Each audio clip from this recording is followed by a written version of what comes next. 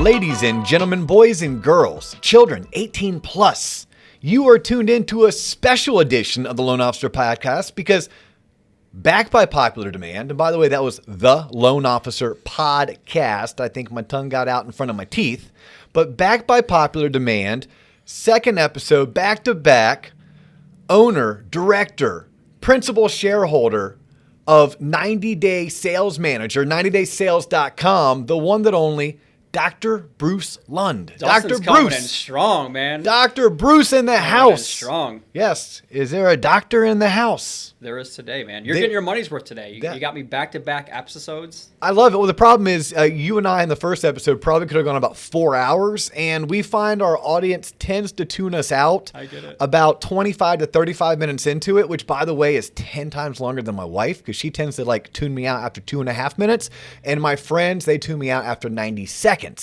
So we totally appreciate our audience here at the Loan Officer Podcast because they at least will tune in for 25 minutes. There we go. Preferably 35 if we're good enough, but you and I are going to do this one in 25. Let's do it. Yeah. Coleman gets so pissed at me every time I try to like put a timestamp on it because it's like the jinx. If it's 25, if I say 25, it goes 50. But no, we were, I want to dive deep. So we did the last episode on really what your PhD is in, right? Which it's in. Human performance. Human performance. Not humor, human. Not humor, although we can be humorous at times. It's human performance. But what you do for a living is you are a coach. Yep. Right? You are a sales coach.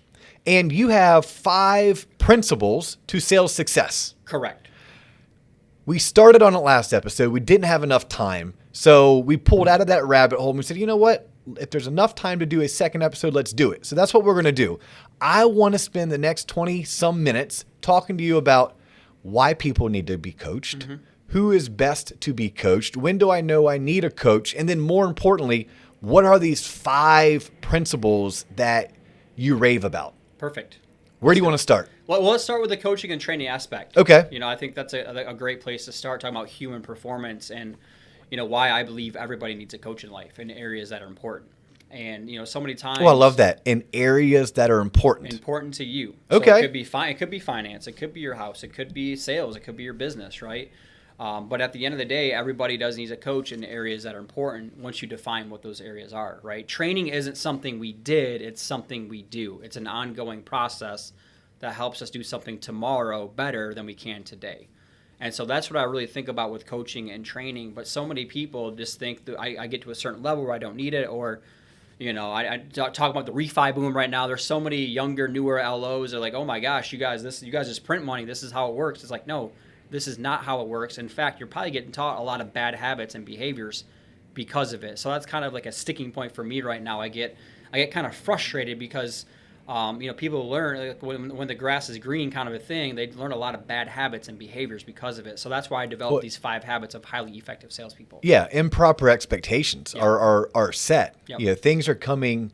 It's like anything in life. If it comes too easy, be wary of it. Yep. Right? So if right now in your industry business is coming too easy, please don't anticipate or expect it's because you're great. Because you're probably not.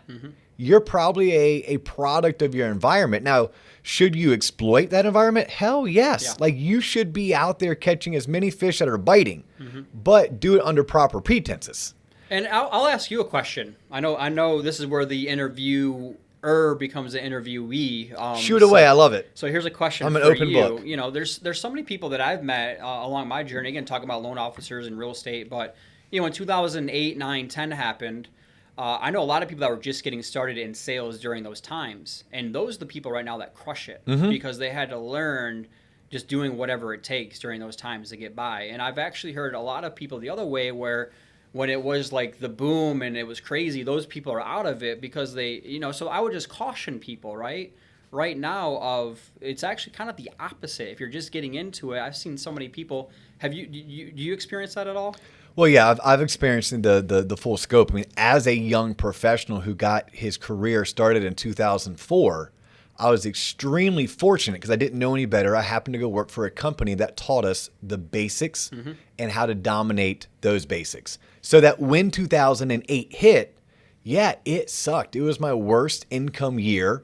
I got to a point to where I was like, oh shit, I may have to call dad because I won't have enough money to pay my bills next month if this one loan doesn't close. But I never found myself without a career because I was taught the basics early on. So many during that time period weren't taught the basics. They were a product of their environment. They thought they were better than they were. Luckily, I was told up front, you aren't good, and do X, Y, and Z if you ever want to be good. And then, yes, if there's a concern in today's day and age, if you are in real estate or if you are in financial sales like the mortgage industry, rates are super low and people are buying houses like crazy, and it's really easy to be successful. I had a rookie of ours. This rookie is going to close $5 million this month, month seven. Homeboy is going to close $5 million. By the way, it's a lot. Like a lot. There's people who don't close $5 million in a year who've been in the business for 15 years. This guy's doing $5 million in a month. And I'm so grateful. This is almost like a parent, like, oh, honey, we're doing something right. He texts me over the weekend and goes, can we go to lunch? And we go to lunch because his concern, am I still doing all the right things or am I just a product of the environment? He comes to this lunch. He writes down, he has his numbers. He knows his numbers. He's like, I'm 75% purchase. I'm 25% refinance. Deep breath. I'm like, you're doing something right then. You're doing something right because in today's world, you study loan officers and you study loan officers' success. In fact, you have loan officers who coach with you that do like 90 million and 140 million. So those are like not even 1%ers. They're 0.1 percenters.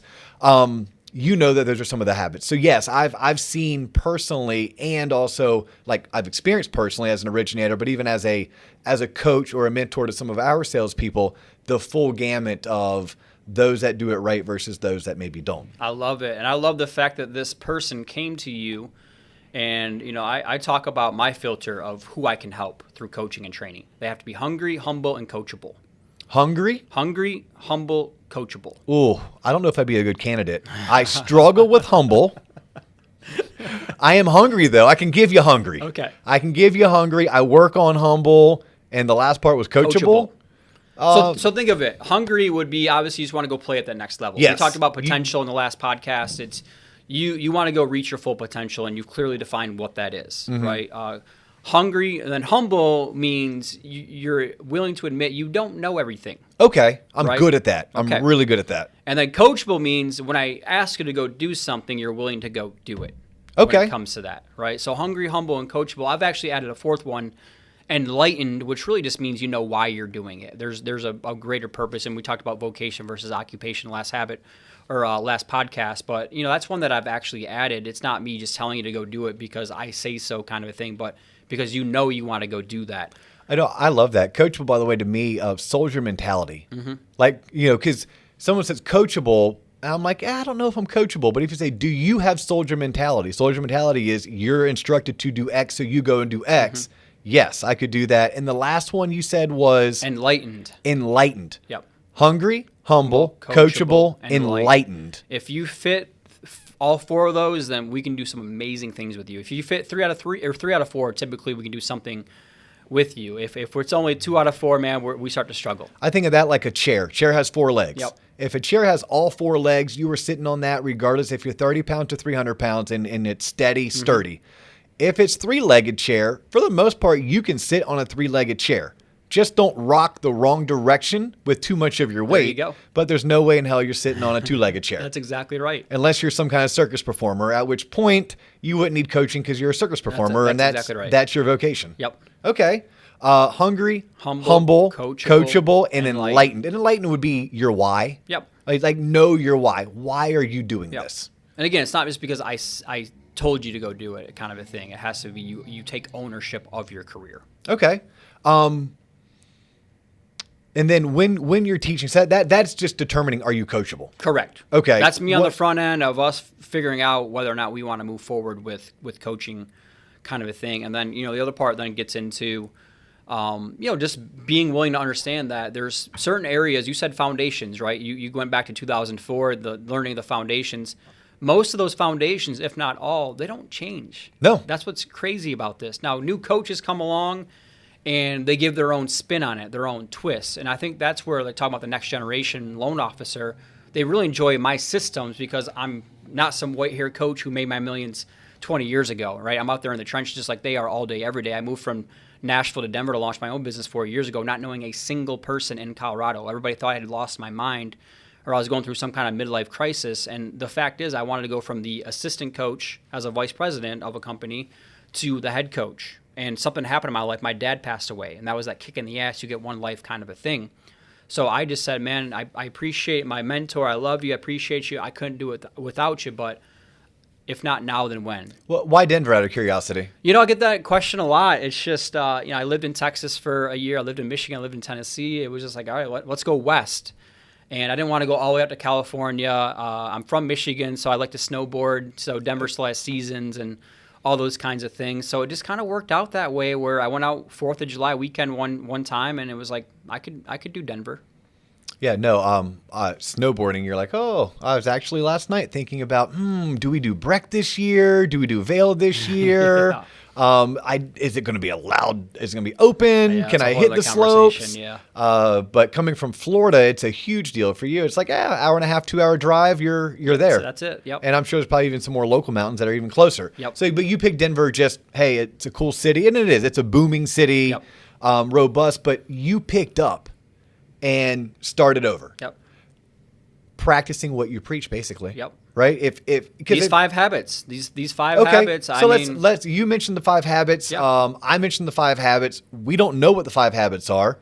We've been teasing it now for 2 podcasts. We've been teasing it. So let's still with us. Let's stop teasing it. What are these 5 habits of highly successful salespeople? Well, I touched on habit number 1, which is why we talked more last segment on your story. Mm-hmm. How do you find, package, and sell your individual special? So habit number 1 would be having something to say. Having something to say is just as important as having somebody to say it to.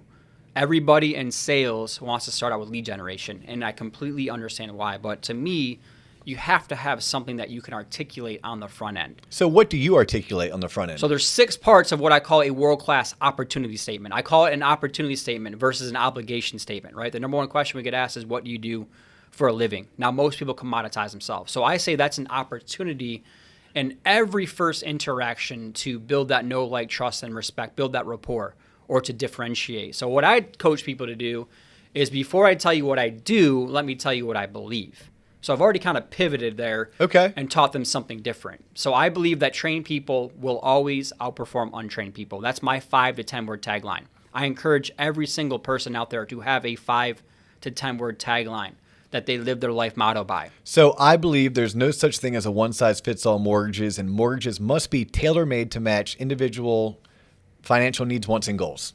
So you have a belief statement. So you're already ahead of the game. Now, if I was coaching you, though, you go straight into the commodity still, though, of mortgage. Damn it. Right? You went straight into the commodity, which, again, I'm assuming that when you sit down with somebody, maybe they don't know what you do yet. So have a 5 to 10 word statement that's really more of your life motto. So we talked about, like, coaching and teaching and training, right? Like, that's always been kind of your vocation. So there's something behind that. It could be, I believe educated people make better decisions than uneducated people, right? Like, that could just be a very broad statement. And now you can get into why you believe that. And that's where you can tell a story. Just like your gentleman, Todd, was telling his story about forbearance and da-da-da-da, right? That's the story behind the story. So there's 6 parts of a world-class opportunity statement. I know that we're short on time. So number 1 is, what is your 5 to 10 word belief statement? Okay. Part number 2 then is, why do you believe it, based on your story, your unique past, struggles, experiences, mentors, or education? Part number 3 then gets into actually verbalizing the commodity then. That's where you can say, I'm a mortgage producer at Waterstone, right? That's where you're literally telling them, I'm giving you permission now to be that commodity, right? So the first 3 parts are all about you, the individual. That's why I call it your unique belief proposition versus your unique value proposition. Now, we do want to marry your value, your belief, with your value. So what typically happens, though, when you tell somebody, this is what I believe, and the reason I believe that because of these 2 or 3 things that have happened in my life, what tends to happen? You start having conversations about those things. And now you connect with them on a much deeper level from a human-to-human interaction. And then we get into, this is how I help. These are all the people that I've done it for. This is how we do it differently. I insert company name here. We don't have to tear other people down, but this is how we do it differently. If I can help you, just like I helped all these other people, and you share my beliefs, insert my belief statement here, what would stop us from having more conversations? And once you can figure that out, man, like this $100 million producer friend of mine, that completely changed his life. Wow. Once he figured out what that was, because now you have a filter of the exact type of people you want to do business with. So that's step one. That's habit number one. Habit number one. What's habit number two? A proactive prospecting system. So I call it the pros pro selling system. Obviously we talked about athletics a lot, but the highest form of flattery that you can get in sports is being called a pros pro. A pros pro shows up early, right? They stay late. They do the heavy lifting required to be successful. Well, because, correct me if I'm wrong, if you're in professional sports, you're already an athlete. That's you're right. already a world-class athlete. Yep.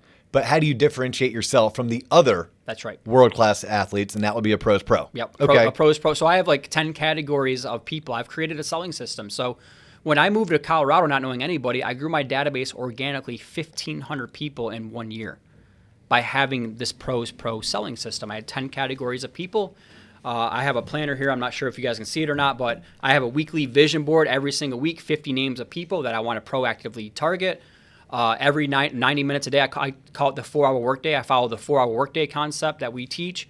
90 minutes of personal development time for me, 90 minutes of professional development time, which is the proactive prospecting, 30 minutes of marketing, 30 minutes of operations. So it's just having clear, tangible benchmarks every single day. 90 minutes of personal, would that be like going to the gym? Would that be meditating? Would that be stretching? All or of would the that above. be reading books? Like all of the above? Mind, body, heart, spirit.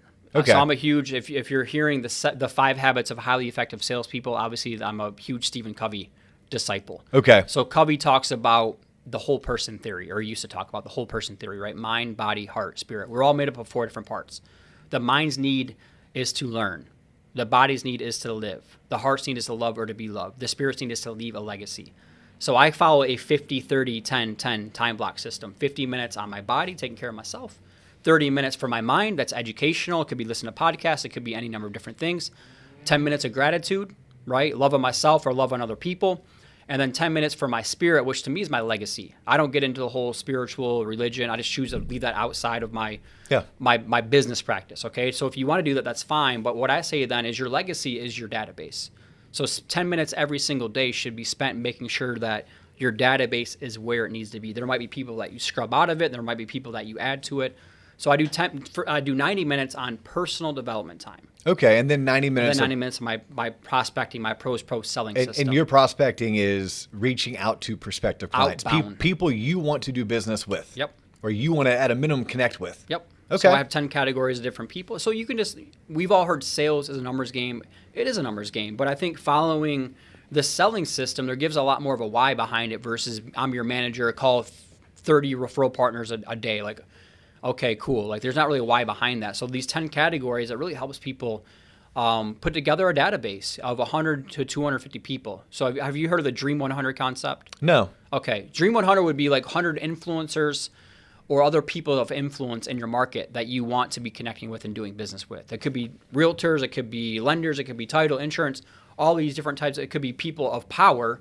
But I have a Dream 100 at all times that I'm consistently marketing towards, whether it's through podcasts like these, right? It's through my own database. It's through paid ads. It's like a lot of different things to go do.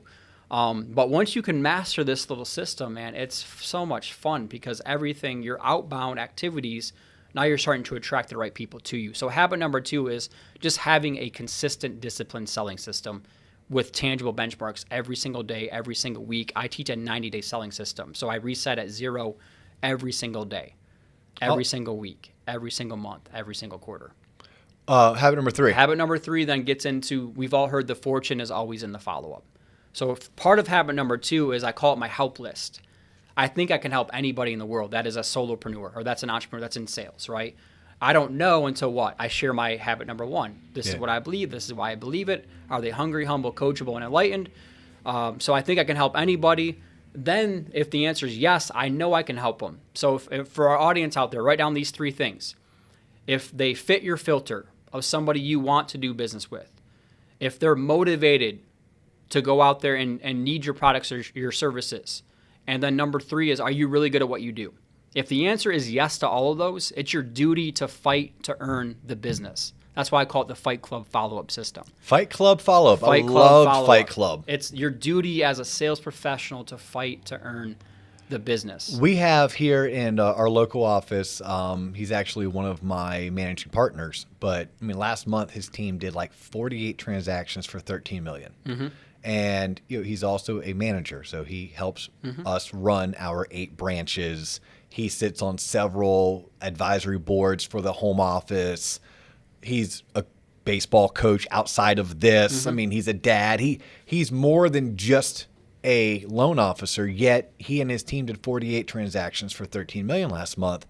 And if you ask him why, he will tell you, I work my TBDs better than anyone I've ever known. And for those people who don't know what a TBD is, it's a to be determined property. But in order to be a to be determined property, because we finance here at Waterstone Mortgage properties, you had to have met those 3 criteria, right?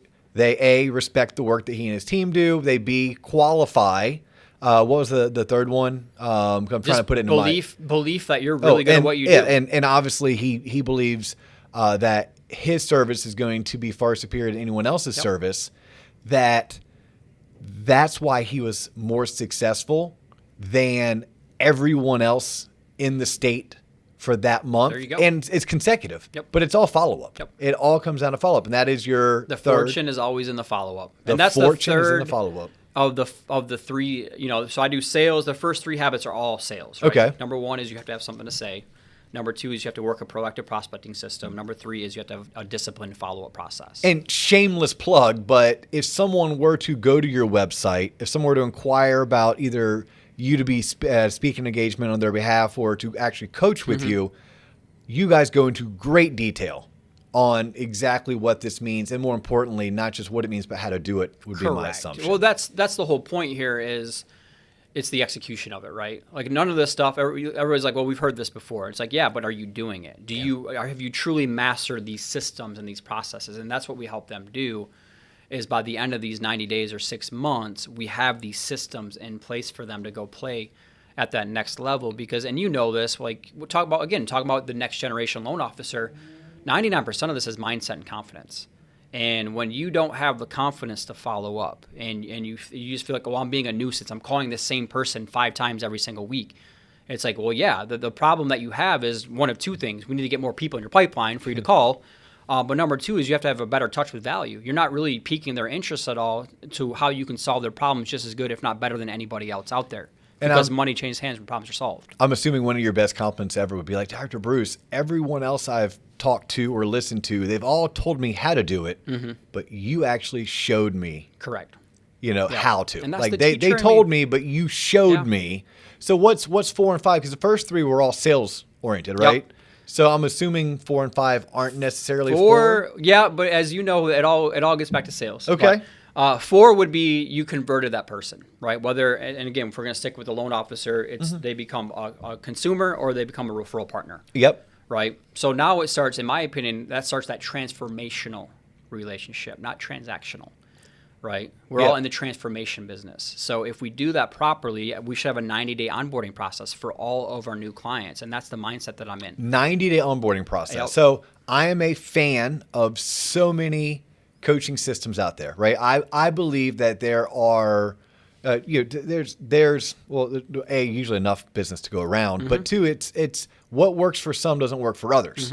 But of those other systems that I'm a fan of, I've yet to hear about the 90-day onboarding. Interesting. Yeah. So you're first time. Okay. I've heard this. And so you have a system within a system. Correct. On once I've converted someone to being a client or referral partner. Or referral partner. Yep.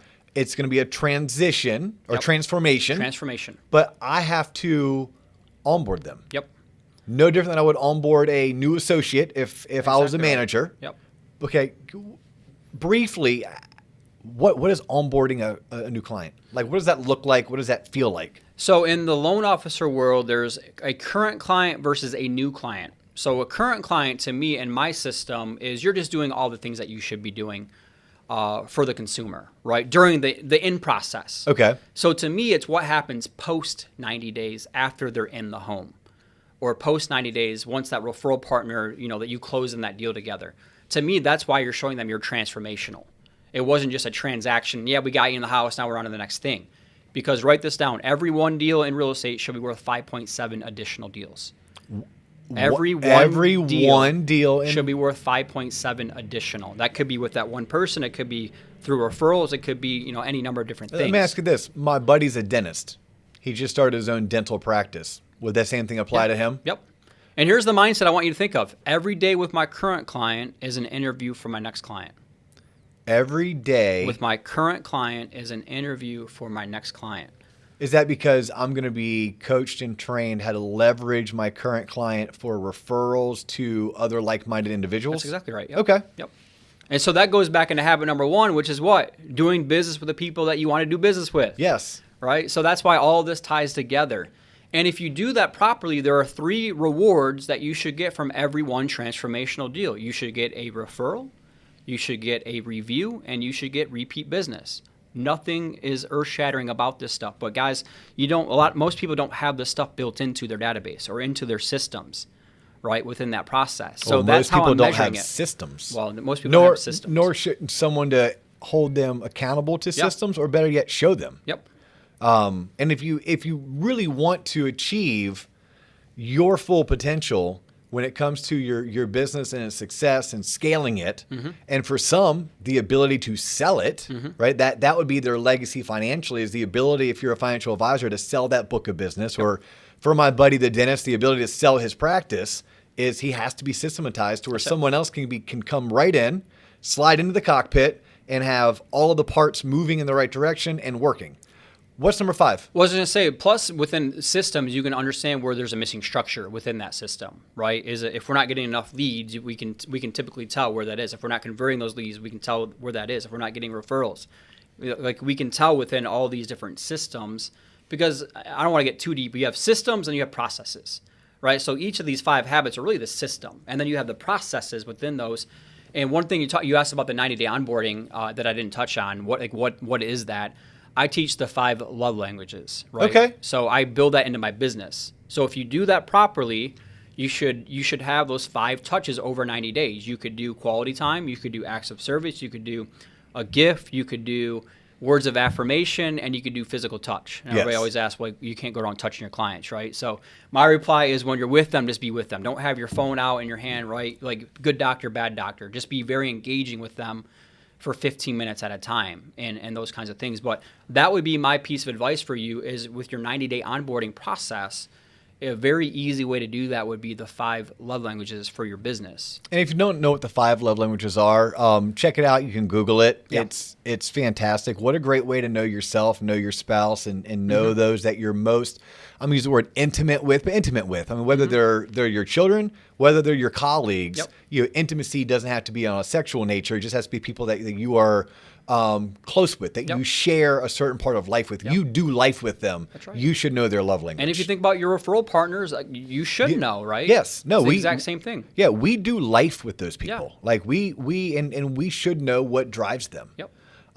Number 5. Number 5 is the status sales marketing system. So status sales marketing system. Okay. So the 5th one gets into your marketing. It's understanding that money follows attention and activity. And when I moved to Denver, not knowing anybody, I didn't have a status, right? But I understood that status sells. And status is, you got to own the real estate in other people's minds. When it comes to mortgage in Tampa or whatever surrounding area, you want to be the first or second person that other people think of when it comes to that business, right? So you want to be top of mind. You want to be top of mind. And you want to stay top of mind. Yeah. So there's a lot of different ways, both online and offline, for us to do that. So that's where we walk them through, though. But it's understanding, though, you have to have a status first. So my marketing managers who tune in are going to hate me for saying this, but if you know me well enough, marketing managers, you've heard me say it because I don't hide from this. I love the fact that it's the 5th step, because if we're going in order, marketing is the 5th important. Meaning, marketing doesn't sell. Marketing reinforces the sales activity. That's right. That is something that I have had a core belief in for years, whether it's loan officers or realtors or financial advisors or anyone wants to talk about their marketing. Yep. I'm like, cool, I love pretty. Yep. We can talk about pretty, but before we do, I want to talk about what's making the phone ring. Substance versus style. Yes, what's making the phone ring? Because marketing isn't making the phone ring for new people. Exactly right. Marketing definitely would keep the phone ringing for those that are already in your database. That's exactly right. Which is, I'm assuming, why you have it fifth. That's right. Yep. Awesome. And thank you for reinforcing that my 20 plus years of experience in sales isn't for naught. That you see kind of eye to eye on things I've experienced. Dustin, don't you believe though? It's because we marketing can take a lot of time. Just like this podcast, this is not easy for you to do. Set up these listen. I understand the lighting, the camera, the chopping up the video, the audio. There's a lot that goes into this. So could you imagine being a brand new LO and you just want to start a podcast? But you're going to go try to sell every single day? It's just not going to work, man. No.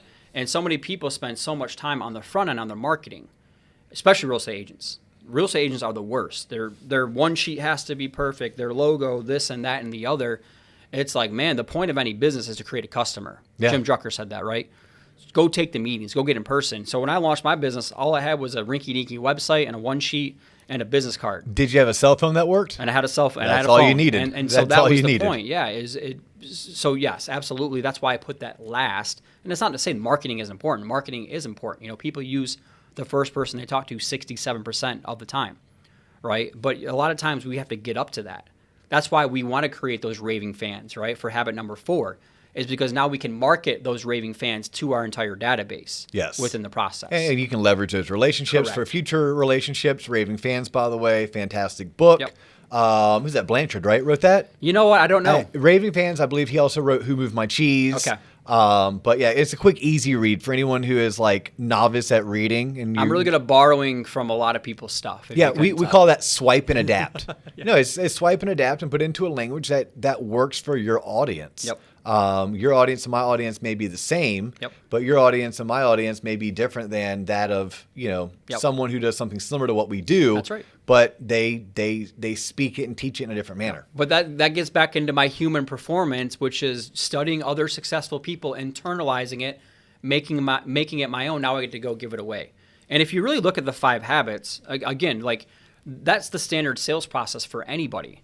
Right? Number 1 is you have to have something to say. You have to be able to articulate your value in a way that connects with that person and how you can solve their problems or sell to a need or a want. Okay? Part number 1. Part number 2 then is getting new leads and new people. So that's why I have a proactive prospecting system.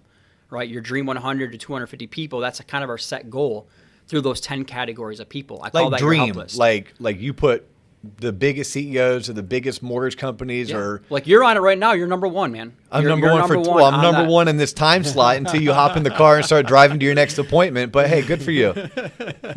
So that's habit number 2, which is, new leads or new targets. If you don't have enough leads coming in, what do you have to have? You have to have targets of people, right? Eventually you want to get to the point where you have so much incoming demand where you can just wake up and react. Most people aren't there, especially early on. So that's why we call it the proactive prospecting system. And then what happens? That lead comes in, they fit your filter, all those kinds of things. Now it's fighting to earn the business through a consistent, disciplined follow-up process. And then we convert them, which is habit number 4, to becoming a new client and that onboarding process. And now they're going to say great things about us. Now we can market those great things that they're saying about us.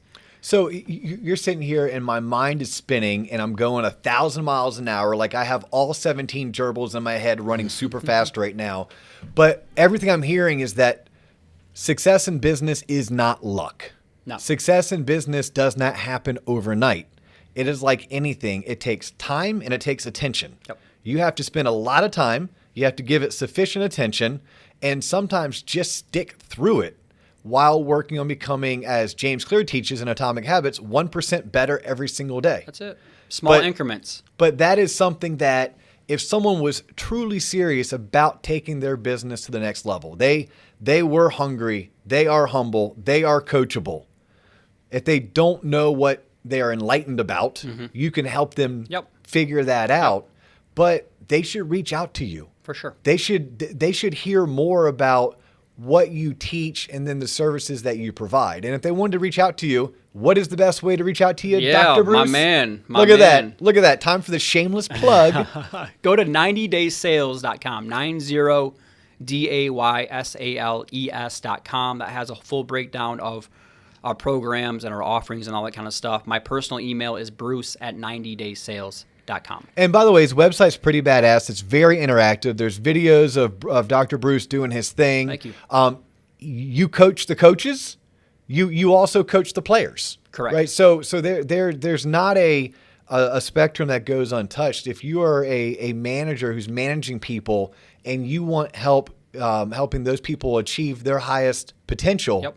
Dr. Bruce's systems can help you. You're speaking the language already, man. You speak to reach your fullest potential. My man he's a quick a quick study. We didn't get into this, and we won't have time for this. Maybe next year we'll come and do a third episode together. But we're talking about potential, Yep. right? And you see potential in people, but until they can see it in themselves, it's very hard to tap into it. Yep. So I'm guessing if I were to call you and inquire about your coaching services and I'm uncertain about my potential, the first thing we're going to do is work together to figure out what you see versus what I see and how do we find a common ground to build on. Yep. We do a 3-hour deep dive for our new clients, for our potential new clients even. And a big part of that is a personal assessment and a business autopsy. And again, this is a full another segment for us. Well, and I'm happy you said potential because I'm assuming there's certain people who inquire that they're not a good fit for you. Mm-hmm. And you tell them, hey, look, I'm not a good fit. Yep. Go do X, Y, or Z, or until you get to this point in your life, I'm not going to be a good fit. But you know the challenge with that, and you know this in sales, the takeaway close, right? Oh, yeah. Then as soon as you take it away, and now suddenly they want it even more. Yeah. Yep. But nonetheless, we are at a time. Dr. Bruce has places to be. I'm getting hungry for lunch. I'm Dio. He's Dr. Bruce, and we're out.